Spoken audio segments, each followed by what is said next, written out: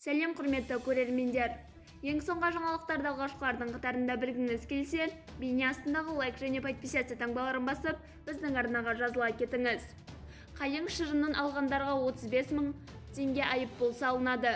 Солтүстік Қазақстан облысында мамандар тұрғындары орманға барып, қайың шырынын алғандар заңмен жазаланатынын ескертті. Заңды белшесінен басқандарға 10 аек мөлшерінде айыппұл салынады, деп хабарлайды ел КЗ ақпараттық агенттігі.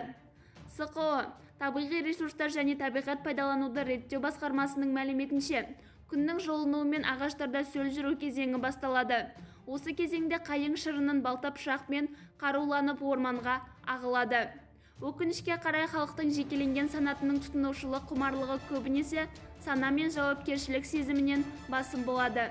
Салдарынан қоршаған ортаға айтарлықтай зиян келтіреді. Бізді бақылауды жалғастырыңыз. Арнамызға жазылып, бір ғана лайк түймесін басуды ұмытпаңыз.